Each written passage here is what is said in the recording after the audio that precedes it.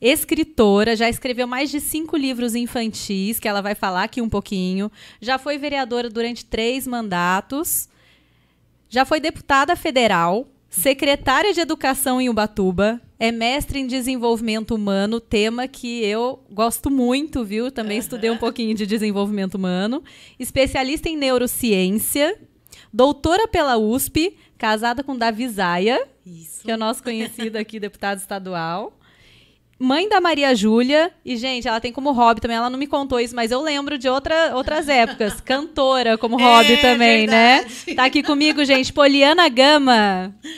Oh, felicidade aqui participar com você, Maria, desse momento, conhecer aqui a rádio, uma estrutura gostosa, uma programação também que contribui para o desenvolvimento das pessoas, né, com conteúdos relevantes, informações necessárias, né, para que a gente possa estar em dia com corpo, mente, espírito e as notícias também. Verdade. Recentemente a gente conversou bastante, né, Poliana? A gente trocou figurinhas, colocamos o papo em dia, falamos sobre educação, sobre mindfulness, sobre psicologia. Então a gente tem muito conteúdo para trazer aqui para vocês hoje. 1 hora vai ser pouco, é 1 hora, verdade, né? vai passar rápido, gente.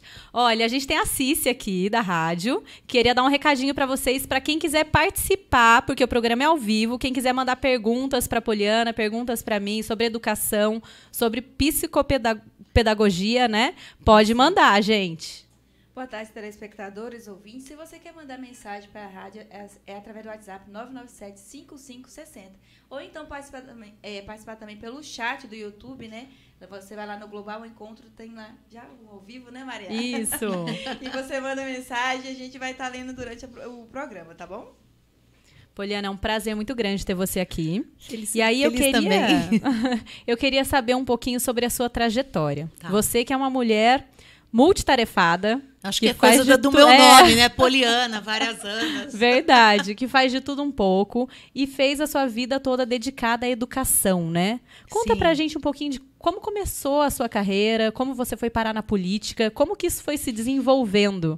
A carreira de professora começa bem cedo, porque minha mãe é professora e sempre que foi possível, das 3 filhas, né? Nós somos em 3 em casa, e sempre que era possível levar as filhas para a escola, eu sempre queria ir, né? Então, começa ali com a dona Mércia. Você acompanhava a dona Mércia no trabalho já? Acompanhava. Poxa, e ajudava também a desenvolver algumas ações, fazia aula de dança, daí tinha apresentação da escola, eu estava lá contribuindo com a minha mãe para ajudar a fazer as coreografias, festa junina. Então, sempre eu participei e eu sempre gostei da escola. Meu pai, ele falava assim, eu estudei no Municipal a vida toda, né? No Municipal Ezequiel, no né? Ezequiel.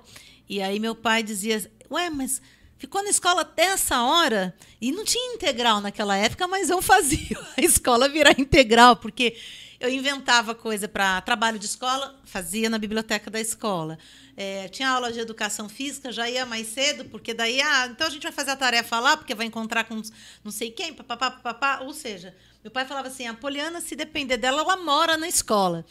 E não é que a vida aconteceu, né? Você já trazia já essa paixão pela escola, né? Sim, e eu aqui em Taubaté, na época, eu assumi uma direção de escola, uma creche, que foi lá no residencial.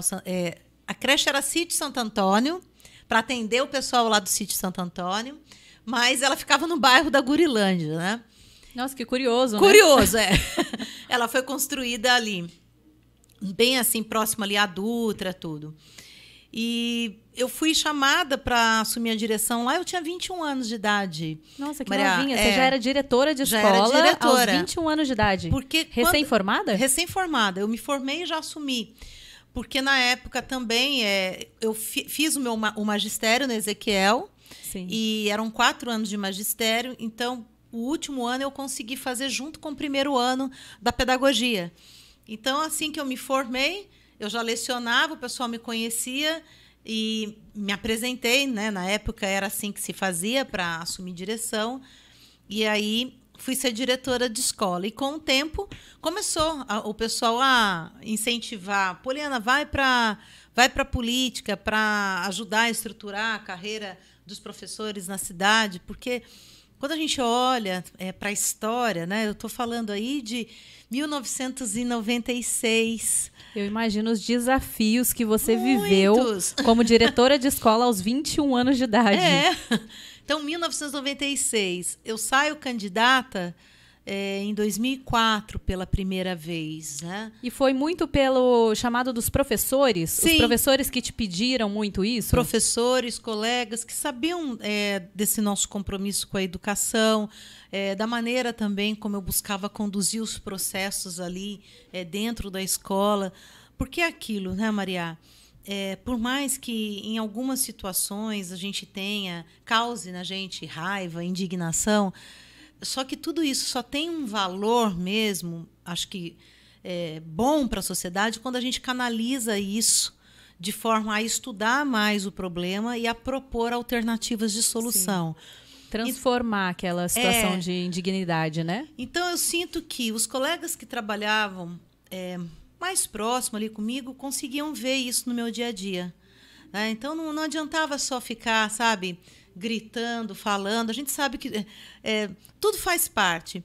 Mas a minha maneira de conduzir, claro, em alguns momentos exigia uma conduta um pouco mais enérgica, tudo, mas sempre tendo assim por base uma fundamentação, uma preocupação em contribuir. Não adianta só soluções, né? Não adianta só ficar jogando pedra. Sim. Isso leva tempo, né? Para você construir soluções. Você precisa estudar, diagnosticar primeiro o problema, Sim, né? Leva tempo, leva também assim a compreensão de que solução para a sociedade ela precisa ser tecida em conjunto. Não tem nada fácil. Quando a gente vai tratar de população, de famílias, no ambiente escolar, na educação, são questões complexas, que, claro, demanda boa vontade, uma postura de, olha, eu estou aqui, eu quero contribuir, mas tudo isso passa também decisivamente por você estar disposto a dialogar com as pessoas. É importante isso que você está falando, Poliana, porque a gente encontra muitos governantes hoje, antigamente também, né, pensando em políticas públicas e soluções para a população que são inventadas, né? Pois bem, sem consultar exatamente ali quem que está vivenciando o problema. Porque em boa parte dessas situações, quando você se propõe a ouvir, é tão gostoso você perceber o quanto que ali também tem solução. Sim. E aí, com isso, elas têm uma chance de até mesmo, sabe, se sustentar por mais tempo, porque é uma construção coletiva, não é uma coisa imposta, né? Isso está me lembrando uma história que você me contou recentemente sobre, deixa eu lembrar o tema aqui, o nome da certinho. Primeira infância? Isso, da primeira infância. Me lá fala um pouquinho, quando você estava como secretária de Ubatuba, né, secretária de Educação, vocês desenvolveram um plano da primeira infância? O plano da primeira infância. A gente tem um marco regulatório da primeira infância, que é de 2016, 17, se não me falha a memória. E aí o que acontece? Recente, né? É recente. Atual. E com isso ele orienta, né, para que as administrações públicas estruturem seus planos em prol da primeira infância. Há uma série de pesquisas que mostram que quando você investe na primeira infância, principalmente educação, saúde, na parte social, você reverte isso na vida adulta da sociedade de uma forma muito positiva. E até economicamente falando. Sim, com certeza. Questões de saúde, né? Justamente. Saúde psíquica. E partindo disso, então, na época, nós fizemos a nossa parte de contribuir para a estruturação desse plano. E uma fase dessa estruturação que é muito importante, eu digo assim que é uma das mais bonitas, é a escuta das crianças. Então, toda a administração se empenhou, a equipe, para organizar a escuta das crianças de Ubatuba.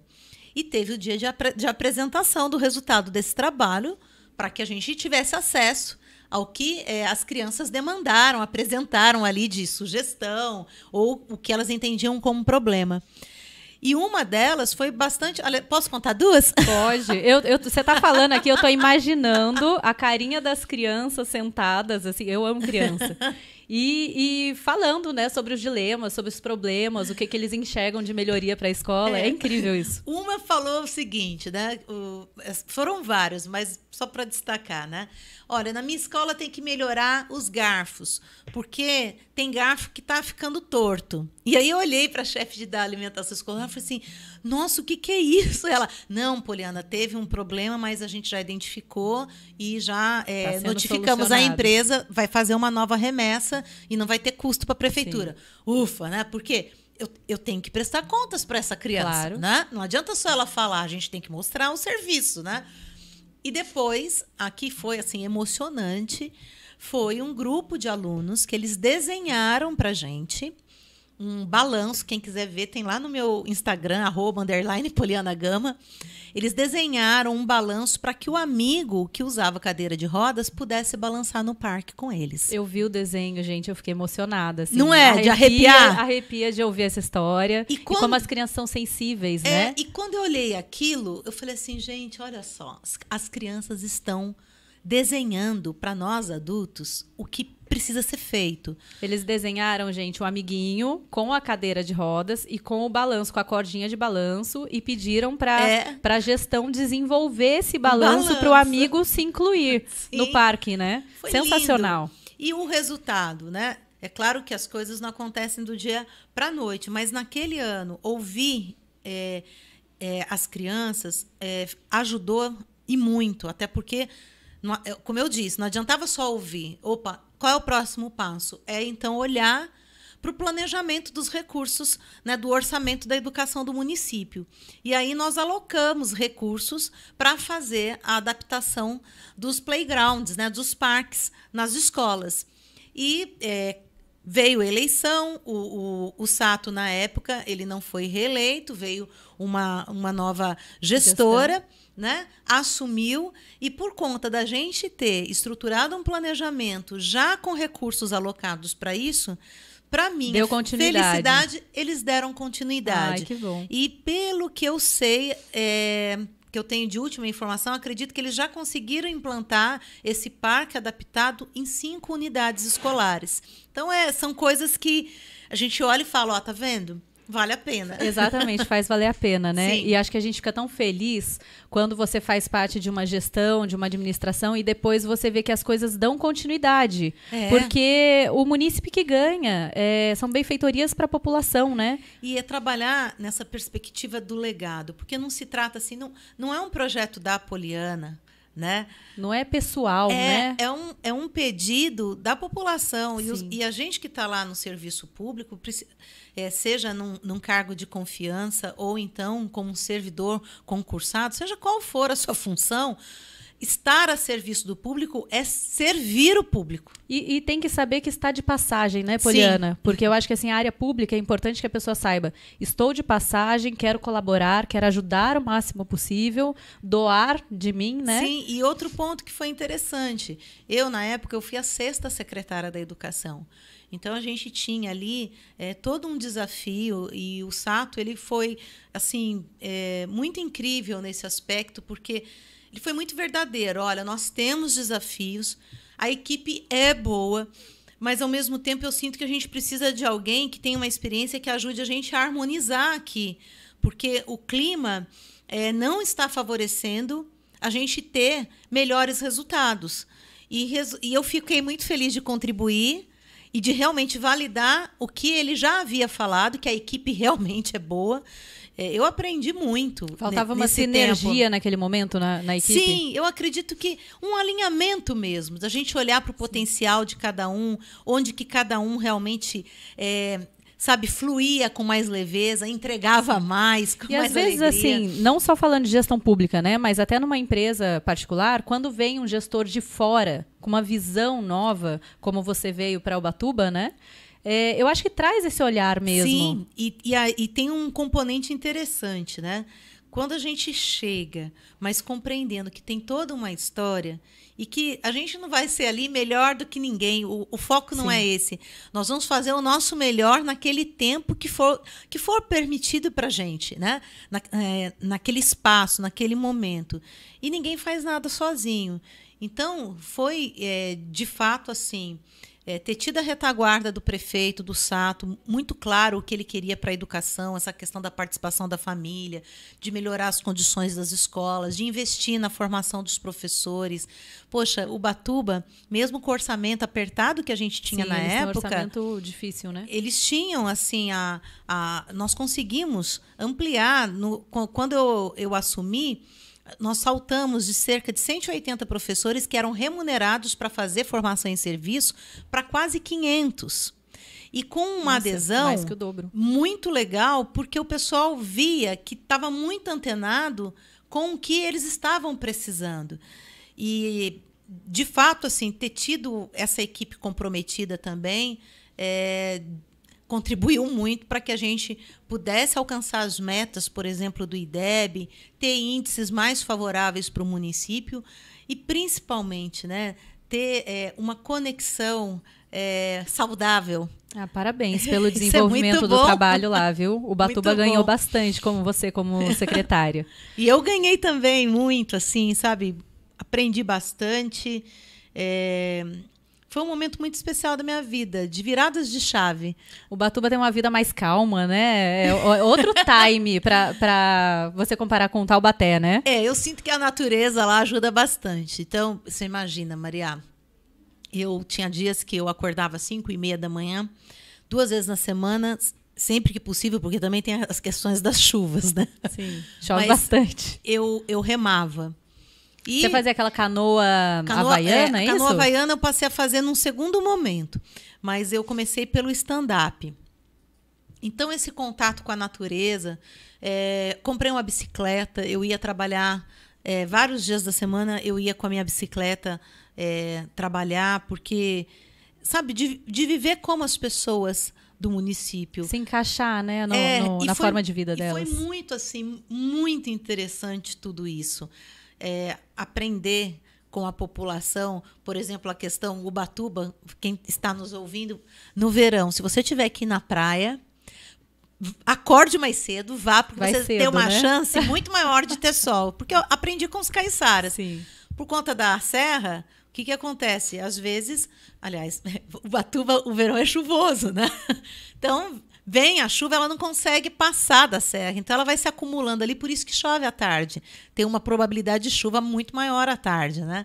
Então, são coisas simples do dia a dia que você vai ouvindo, vai aprendendo. Foi a época que você fazia yoga também. Mindfulness, né? E, olha, a gente, inclusive, nós implantamos isso na rede com a equipe da secretaria, porque sentia que você precisa cuidar de quem está cuidando. Sim. Né? E uma das práticas que a gente introduziu foi essa questão da respiração. Então, a gente teve, na época, uma parceria com o Grupo Arte de Viver. Foi através do Mindfulness? Sim, também. Mindfulness, vou falar um pouquinho para vocês rapidamente. Então, eu sou instrutora de Mindfulness, né? A gente já conversou sobre isso, né, Poliana? Mudou minha vida, transformou minha vida. A Poliana disse que a dela também. Mindfulness, ele é a respiração através de atenção plena. Então, para quem tem ansiedade, crise de pânico, e até assim, para quem está acelerado no dia a dia e pretende desacelerar, quer ter uma vida mais saudável, mais leve, né? Faz toda a diferença. São técnicas práticas no dia a dia para quem não consegue fazer a meditação da yoga. Às vezes a pessoa fala assim, eu vou fazer yoga. Não consegue se concentrar, não consegue ter aquele momento de ficar respirando ali 30 minutos, esvaziando a mente, né? O Mindfulness é parecido, é semelhante, não tem a ver com religião, é uma técnica mesmo de respiração que você coloca no seu dia a dia. Então, depois pesquisem, gente, que é muito válido. E em 2021 eu apliquei com os meus alunos em sala de aula. Você aplicou, então, com a equipe, lá com a equipe gestora, né? O pessoal participou. Claro que depois veio pandemia, então muita coisa que a gente iniciou acabou que fragilizando uma continuidade de uma forma que a gente tivesse um acompanhamento mais rigoroso do processo. Mas, assim, logo que eu reassumi aqui em Taubaté, a escola ali do Amadeu Pitino, no Quiririm, eu trouxe a questão da prática de atenção para a sala de aula. Então, todos os dias a gente iniciava com prática de atenção. Alunos de que idade, por curiosidade? 10 anos. E você falou uma coisa muito interessante. Às vezes as pessoas pensam, imagina que eu vou ficar lá 30 minutos quieta, respirando. Ainda mais o adolescente, né? Pois Que o adolescente é. fica no celular. E assim, minha filha tem 12 anos. Ela fala pra mim, mãe, eu não consigo ficar sem fazer nada. Então, assim, ou ela tem que estar dormindo, ou comendo, ou praticando esporte, ou no celular.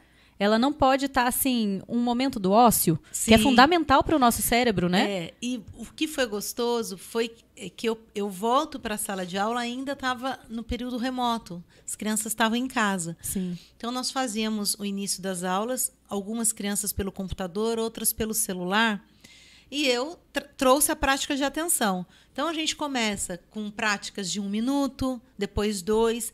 No final do ano, Maria, eu cheguei a fazer práticas de 12 minutos com os meus alunos. E todos, assim, muito bem assim sintonizados. Fico curiosa para saber o resultado escolar mesmo, acadêmico, desses alunos. Porque olha, a gente teve, durante esse período de pandemia... Eu presenciei com minha filha, mas eu vi também nos índices escolares do município que caiu muito a aprendizagem, né? Sim.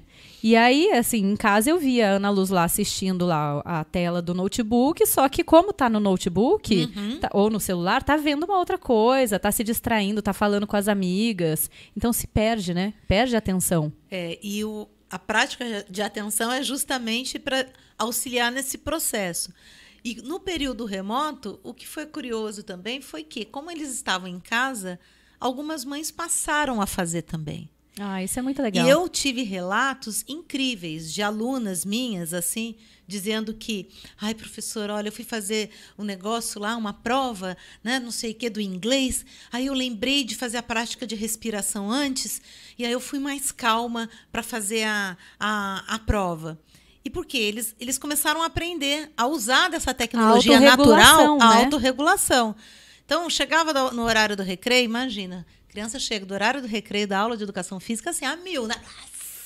Falei, é a hora de fazer daí aquela atenção plena, o assentamento. Acalmar. Então, vamos lá. A gente não perde 1 minuto, 2 minutos, a gente investe. Porque é justamente isso. Na hora que você faz ali, a criança regula toda aquela energia que está lá, ela senta e aí ela tem uma predisposição muito melhor para focar. Sim. E para aprender coisas novas também. Poliana, eu acredito nessas práticas, nessas técnicas, para serem inseridas na educação, seja ela pública ou particular. Eu acredito que assim, as pessoas estão percebendo que após a pandemia, a saúde mental dos nossos adolescentes, das nossas crianças, precisam ser cuidadas. Sim. Dos professores também, né? Você tem até um projeto desenvolvido para isso, muito bonito. Focado nisso. Que é o cuidar de quem cuida. Cuidar de quem cuida. E daqui para frente a gente vai ter que pensar em política pública muito voltada para a saúde mental, né? Total. Eu tive recentemente, agora em fevereiro, participando de uma conferência na Universidade de Lisboa, com Antônio Damasio, que é um neurocientista português, mas ele mora nos Estados Unidos, né? E, assim, para mim, eu vibro, né? Porque eu falo, ai, que bom que eu estou no caminho certo. Porque algo que ele enfatizou demais, a todo instante da palestra dele, né, da conferência dele, dizendo o seguinte, olha, a aprendizagem, ela se dá quando a gente garante uma existência da vida com equilíbrio. Então, a gente precisa garantir... Premissa básica para aprender é eu ter equilíbrio na minha vida, eu ter condições favoráveis de vida. Ou seja... como aquela pirâmide de Maslow, mais ou menos, né? Isso. A gente tem que ter os degraus ali, básicas, né? Se a criança não tiver o alimento em casa, por exemplo, ela não tem condições de se concentrar na escola para aprender. E quando ele coloca isso, dessas condições de vida... Ele fala assim, e o caminho para isso é a autorregulação. Sim. Que são aspectos que, no período que eu estive como deputada federal, poxa, eu presidi o acompanhamento da Base Nacional Comum Curricular, que dentre as competências que se fixou como um norte para que a gente possa desenvolver com os alunos ao longo da educação básica, uma delas, autorregulação, autocuidado, autoconhecimento. Então, isso tudo está muito sintonizado com o que a gente tem de pesquisas, de evidências científicas mais modernas. Mais atuais. Todo esse processo, quando eu aplico... Eu, por exemplo, eu utilizo um aplicativo da Natura, o Meditação Natura, mas porque nele ele tem lá várias práticas de atenção que você pode ouvir, sempre eu recomendo, né? E ver o que você consegue delas estar aplicando com os seus alunos, porque depende, né? De faixa etária, tudo. E por que eu recomendo esse? Porque eu tive aula com a pessoa que coordenou a estruturação desse conteúdo, que é a Elisa, né? Cosaza, que é, inclusive, presidente do Instituto do Cérebro do Albert Einstein, onde foi a minha especialização em neurociência. Então, o resultado, não é à toa que a gente está propondo. Às vezes a gente fala, né, Maria? Não sei se você sente isso. A gente conversa com algumas pessoas e o pessoal fala, não, capaz. Parece um mimimi, né? Então, olha, imagina. Eu sinto um pouco disso. Isso é coisa pra gente que tem dinheiro. Respirar, todo mundo, gente, até agora, poxa, eu não preciso pagar mensalidade para respirar. Sim. Não, mas eu acho que, assim, foi-se o tempo também que as pessoas enxergavam a psicologia, né? Essa questão de cuidar de saúde mental de uma forma, eu não preciso. A gente escuta um pouco disso ainda, né? Mas a gente escuta assim, eu não preciso, ou é para quem tem dinheiro realmente, quem tem tempo, ou então essa questão de, não é para mim. Eu acho que hoje, se a gente for contar aí nos dedos, quantas pessoas à nossa volta, seja da família, sejam os amigos, que já tiveram alguma crise de ansiedade, já tiveram algum problema de saúde mental, assim, simples, no dia a dia ali, com certeza, desses 10 dedos aí, acho que 8, 9, a gente vai poder contar. Eu posso falar, assim, da minha área, da educação, por conta que a gente, né, busca os dados a respeito. Antes da pandemia, a gente já tinha aqui no Brasil um universo de 5% da população acometida com depressão. Sim. Desses 5% da população no geral, 12% eram professores. Sim. Depois da pandemia... Tem muitos casos, né, dos professores da área pública que estão afastados por saúde mental. E aí, depois da pandemia, isso teve um pico... Agravou, né? Agravou demais. A pesquisa foi da Nova Escola, né? Ela faz uma apuração, uma pesquisa com bastante, assim, uma amostra bem significativa, 70% dos professores ali manifestando que tiveram algum problema relacionado à saúde mental, né, que precisaram recorrer a profissionais. Gente, nós temos 2 milhões e poucos de professores no Brasil. 70%. É muita coisa. É muita coisa. É quase 1,5 milhão de professores cuidando dos nossos filhos.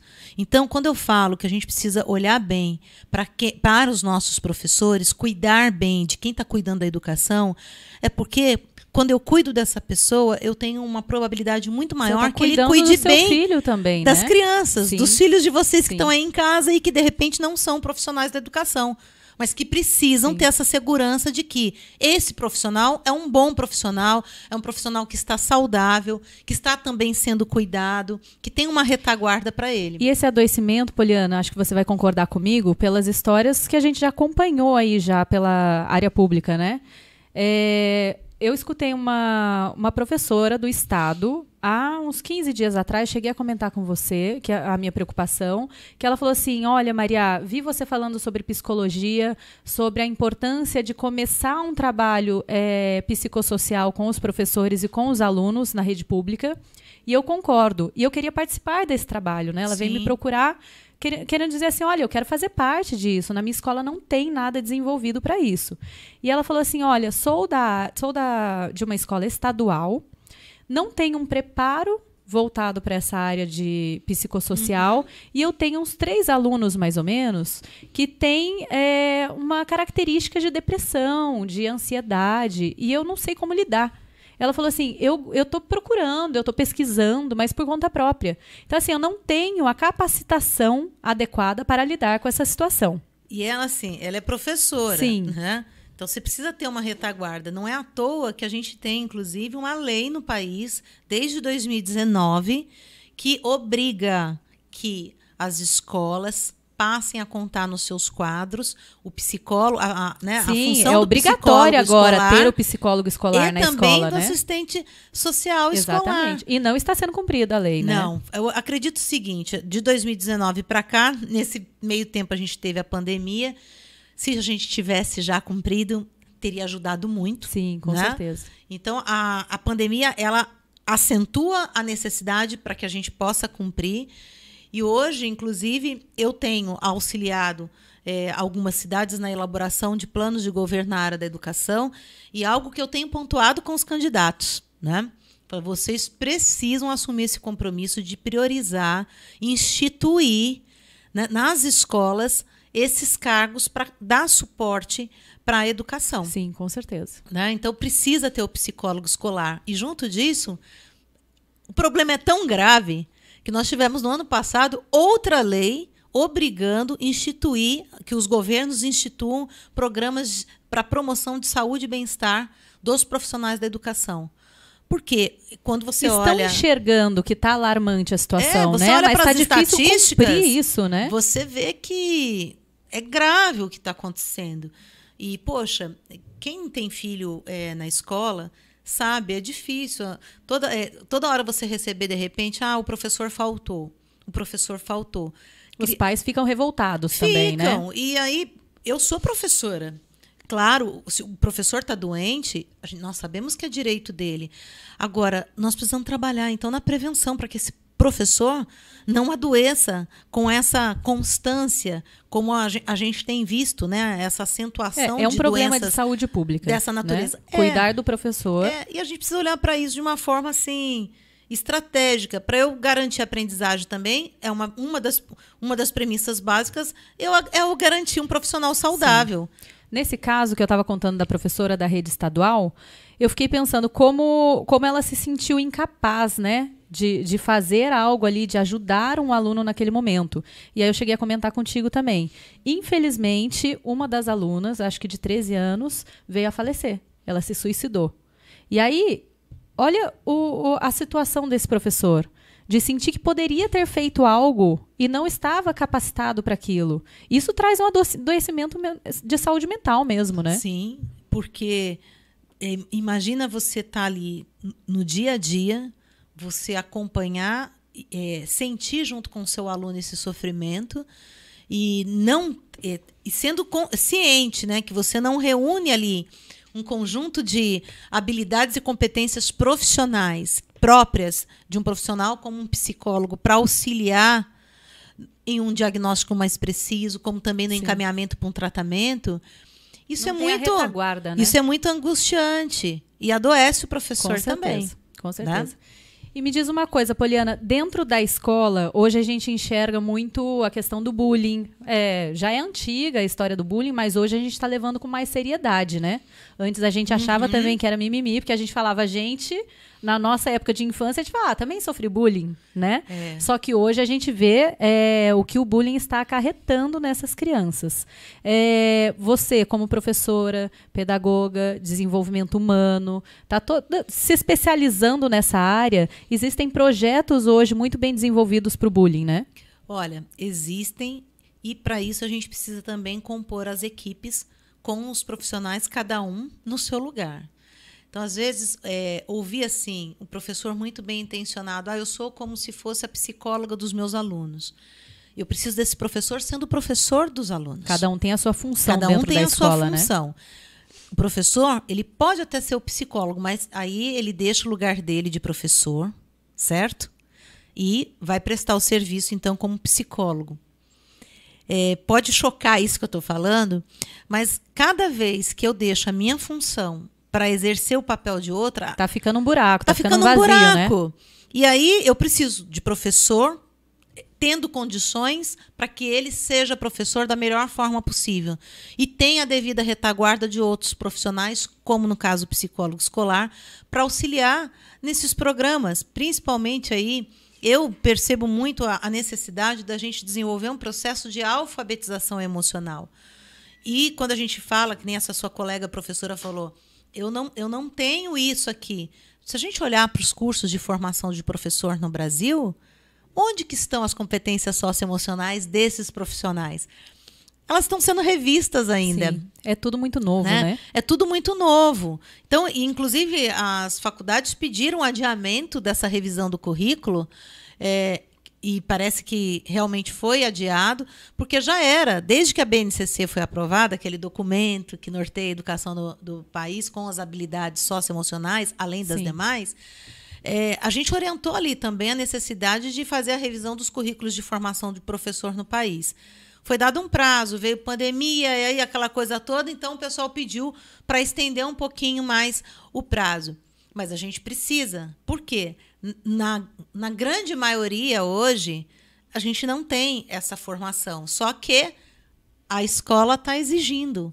Nós temos esse documento que exige que nós, profissionais da educação, que a gente faça, né, ao longo da educação básica, promova esse desenvolvimento junto com a comunidade escolar, junto com os nossos alunos. Mais uma vez, trazendo a angústia aí para o professor, cobrando uma posição. Como que eu vou desenvolver algo que, de repente, eu não fui também desenvolvido? Capacitado, não foi desenvolvido. Né?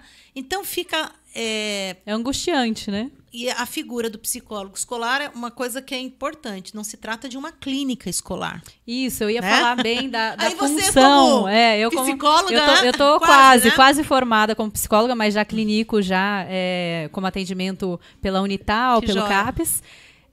Então, o psicólogo escolar, ele não tem aquela função do psicólogo clínico. As mães, às vezes, cobram, né, do psicólogo escolar uma função que não é dele.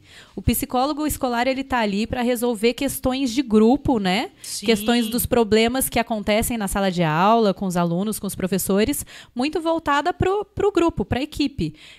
Quando tem alguma questão individual ali do aluno a ser tratada, ele pode avaliar, chamar os pais, chamar o professor e encaminhar, né? Então, assim, não é a função dele tratar clinicamente individualizado ali na escola. Muito bem pontuado. Agora, na medida que você tem um trabalho de grupo muito bem organizado, olha quanta prevenção você pode promover. Com certeza. Porque muitas das vezes os nossos filhos, eles vão chegar lá na adolescência sem saber expressar para a gente o que eles estão sentindo. Se é raiva, se é tristeza, se é medo. E um trabalho nessa linha da alfabetização emocional, tendo essa retaguarda de um profissional, poxa, vai auxiliar cada ser humano que está ali com a gente, desde bebezinho, criancinha. A gente vai criar seres humanos melhores, né? Sabe? A olhar assim, não, professor, eu estou sentindo aqui, meu coração está batendo, né? Está batendo forte. Eu já participei de trabalhos assim com crianças pequenininhas, gente, é a coisa fofo, mais né? linda deles trabalharem sentimentos, né? Isso faz realmente com que eles cresçam seres humanos melhores, cuidando do outro, né? Então, isso trabalha também a questão do bullying, porque daí eles já vão crescer sem olhar para o outro com diferença, eles vão olhar a diferença legal. Eu estou lá escrevendo uma coletânea sobre sentimentos, mas eu acredito que não fique pronta para esse ano. Mas a pergunta central da coletânea é assim: o que você tem para mim? Então, para quem está em casa, né? Acho que é legal fazer esse exercício. Quando chegar, você sentir que você está sentindo. Sentir que está sentindo. Mas quando você sente raiva, medo ou alegria. Até a gente, né? como adulto, não sabe, às vezes, tristeza, identificar, né? Mas fazer essa perguntinha: medo, o que você tem para mim? Porque cada sentimento desse é também uma expressão do nosso corpo. Um alerta, né, que pode ligar um radar. Eu trabalho essa questão do corpo como um radar, principalmente com a questão do medo, da raiva. Principalmente, a gente está em maio, prevenção da violência sexual contra criança e adolescente. Então, eu falo para as crianças disso, né? Quando eu tenho não normalizar os sentimentos, né? Não. A gente precisa entender. O meu corpo, ele sabe quando eu tenho um toque de carinho e quando esse toque não é de carinho, é um toque abusivo. Muito importante isso que você está falando. A orientação para as crianças, né? Para as crianças. Então, assim, olha a responsabilidade. Então, medo, o que você tem para mim? O medo que é da gente, o quê? Atenção com algo. Agora, se ele fica muito ali, se eu não olho, se eu não tenho esse diálogo aqui interno, eu posso me paralisar. Sim. E aí complica, né? E trazer isso para o lúdico e falar sobre isso. É muito diferente. Então, assim, tem o primeiro livro que tá lá, que eu já tenho bastante adiantado. Eu tava tentando chegar aqui nos livros, gente, que ela tem 5 livros maravilhosos infantis. Esse do medo pergunta: medo, o que você tem para mim? Aí eu falei assim, tá escuro. Eu tô com medo que tem algum bicho que eu não estou vendo aqui dentro de casa. Tá escrito mais bonitinho, tá? Porque tem umas brincadeirinhas, né? Então, o que eu preciso fazer? Eu preciso acender a luz. Aí, quando acende a luz, o medo... Pronto, você já deu atenção para o que você precisava dar, né? Vai atravessar a rua. Eu tenho medo de atravessar a rua. Por quê? Por que o medo vem? Então, o medo, ele pode ser um aliado. Ele alerta para o nosso corpo. Ele é fundamental para a gente. Nós estamos aqui por conta do medo, por sobrevivência, né? E até mesmo assim, que nem a raiva. Nossa, tá com raiva. Por quê? A raiva, ela mostra um sentimento de que algo não foi justo. Sim. Né? E aí, o que eu faço com isso? Por que eu tô com raiva? Porque o meu amigo pegou a minha bola. Gente, na escola tem terapia, cada coisa, né? Em terapia, depois de adulto, a gente ouve umas coisas assim, que quando que a gente está ensinando para criança, mas quando a gente ouve já na fase adulta, por exemplo, você tá com raiva, se permita sentir raiva. A raiva quer te dizer alguma coisa. Algo que você passou que você não gostaria, né? E é coisa simples do dia a dia, mas que quando a gente para analisar, você começa a se compreender melhor e saber os seus limites. E pensa, né? Na medida que a gente, desde criança, começar a olhar para isso dessa forma, olha o quanto que a gente vai poupar lá na frente. Você está me falando dessa questão de tratar a criança, né? Para a gente desenvolver o ser humano. Me fez lembrar da Finlândia. Você sabe que eu morei na Finlândia, né? Com 16 anos de idade, fiz intercâmbio. Finlândia tem um dos melhores índices educacionais. Eu estudei lá no 3º colegial. Eu fiz o 3º colegial inteiro lá. E já tinha a melhor escola do mundo. Então lá, gente, diferente daqui, infelizmente, lá não tem escola particular. Lá é tudo escola pública. É óbvio que a população brasileira é infinitamente maior, né? Mas eles conseguiram desenvolver a educação de uma forma espetacular. E aí eles têm ensino integral para todo mundo, então todo mundo almoça na escola. Tem as atividades que você escolhe. Então eu vou escolher fazer piano, vou escolher balé, artes. E tem as atividades fundamentais, matemática, português, enfim. E aí, o que acontece? Eles ficam mais felizes porque eles estão escolhendo aquilo que eles têm aptidão, né? Que eles estão desenvolvendo. Muitos deles já sabem cantar, tocar quando crescem, vão ser médicos, por exemplo, mas tocam instrumento, enfim. Isso traz mais felicidade. Só que o que é curioso? Naquela época, foi 2003 que eu fui para a Finlândia, eles tinham um índice de suicídio absurdo no país. Olha. E eles bebiam muito, tinham muito alcoolismo, porque é um país muito frio, né? Eu cheguei a pegar lá, gente, menos 30 graus. Eu ia pra escola de bicicleta. Você chegou a ver a Aurora Boreal? Sim, coisa mais linda do mundo. O meu sonho é ver isso ao vivo. Então, assim, a neve de 1 metro, assim. E pelo frio, né? Como a gente tem ali 3 meses de inverno rigoroso, sem sol, sem a luz do sol, causa muita depressão. Então, tinha essa questão da depressão e do suicídio. Porém, eles conseguiram reverter esse índice através da escola e através da psicologia escolar.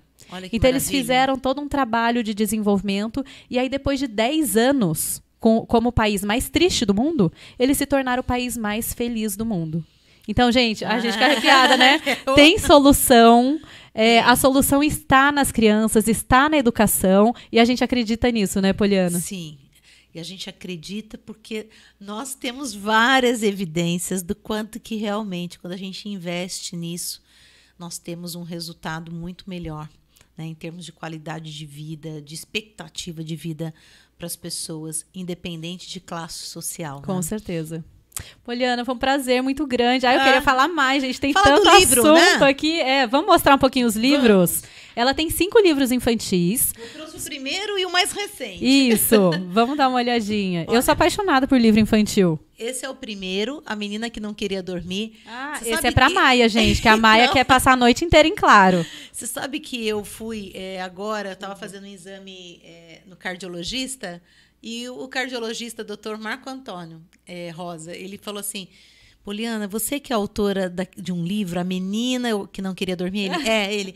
Nossa, eu tenho esse livro em casa, que não sei o quê. Daí enfim, foi muito legal. E assim, eu fiquei tão contente, né? E o mais recente é esse, Uma Escada para o Céu. Ele tem um trabalho aqui diferenciado. Quer ver, ó? Você abre, né? As ilustrações são lindas, né? Esse é da Dos Ana dois. Elizabeth e aqui é o da Thalita Nozomi. A Thalita hoje vive na Bélgica, se não me engano. Será que dá? Aqui, olha. Essa aqui. Tá vendo? Então você lê aqui e aí você vai abrindo, como se fosse mesmo... É todo interativo, né, para criança. Uma escada. E esse nosso livro aqui, ele ganhou 2 prêmios internacionais. O The Parabéns. Books Awards, de melhor livro em português e melhor ilustração também. Que lindo. Então, foi algo que a gente ficou super feliz. E esse ano Tem lançamento, né? na Bienal, que vai ser Céu de uma Estrela Só. E eu acredito, assim como este... o pessoal que lê fala que, claro, é voltado para as crianças, mas a gente brinca que são crianças de 0 a 100 anos. Então eu já tô curiosa aqui. Eu leio com as meninas, gente. Eu leio bastante para dormir com as meninas. Tem muita história que é muito mais pra gente, não é? Muito. Nossa, a gente aprende infantil. muito. Eu também. Às vezes com a simplicidade ali da escrita, né? A gente aprende muito mais. Parabéns pelo trabalho. Obrigada, Maria, pela oportunidade da gente conversar. É muito bom conversar com quem acredita e se coloca à disposição para auxiliar nessa construção, né, que a gente tanto precisa para as nossas cidades. A rádio aqui, além de Taubaté, a gente tem outras cidades também. Sim, porque a gente está no YouTube também. Então, vocês que são pais, mães, profissionais da educação, falem aí com os candidatos da sua cidade, seja qual cargo for, para assumir o compromisso, para garantir essa estrutura do psicólogo escolar nas escolas dos filhos de vocês. É obrigação, gente, é lei. Então, precisa cumprir um psicólogo escolar por cada escola, né? E claro, se tiver dificuldade de garantir porque às vezes tem cidade que não vai ter o profissional, mas que seja iniciado essa demanda, para começar com, de repente, um núcleo, atendendo um grupo de escolas, e isso vai se ampliando. Mas precisa dar início a esse trabalho, né? Precisa. A gente vai brigar por isso, viu, Poliana? Pode ter isso certeza. Obrigada, viu? Foi um prazer muito grande ter você aqui. Deixa o seu Instagram pra gente. Olha, o meu Instagram é o @Poliana, meu nome é com LLY, Poliana Gama, é esse o Instagram.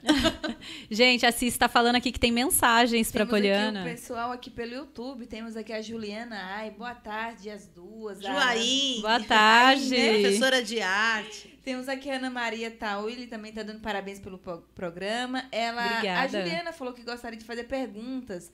É que ela falou assim, um psicólogo escolar é um assistente social?